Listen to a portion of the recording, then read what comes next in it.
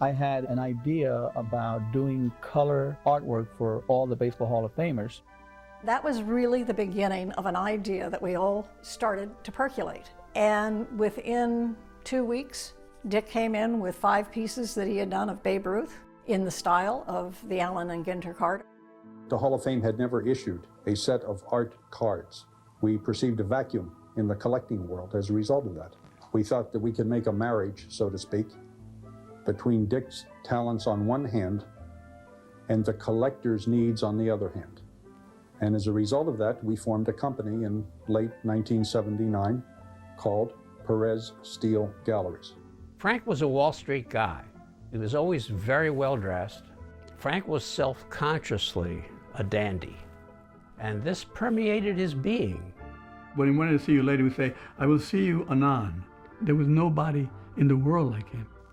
He had a connection to the Baseball Hall of Fame.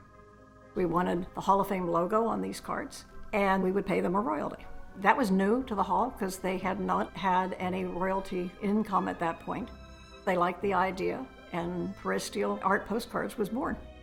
Oh my God, was that an exciting time. Dick would come in after he had finished maybe 5 or 6 pieces, and we would have an art show. Frank and I would study it, we would talk about it, we'd ooh and ah. It was a great opportunity to enjoy the art and appreciate what he had created. There were 260 at the time, Hall of Famers. I would do 30, and then with a return card that said, "Sign me up for the next 30. We thought that we were going to sell them much faster than we did. But after a couple of months, Frank got a phone call from Bill Madden, who writes for the New York Daily News. I'd seen them advertised in something called Sports Collector's Digest, and I looked at them and I said, "My God, these are fantastic. I got to write about these." Color of the uniforms and the facial expressions, it was breathtaking. That produced a lot of sales. So the word started to spread. Joe DiMaggio was very angry with us because every card in the set cost the same to produce, so they were all the same price. Billy Herman's card is 50 cents, your card, he said, whoa, wait a minute. You sold my card for the same price as Billy Herman? And DiMaggio took great exception to that. He decided he would no longer sign Perez Steele cards.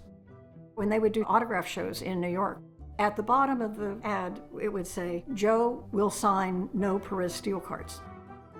Well, at that time, a lot of people didn't know about Perez Steele cards, but they wanted to find out. And that was what really put us over the top in terms of selling out, because people wanted this thing that Joe wasn't going to sign. It was the best thing Joe could have ever done for us.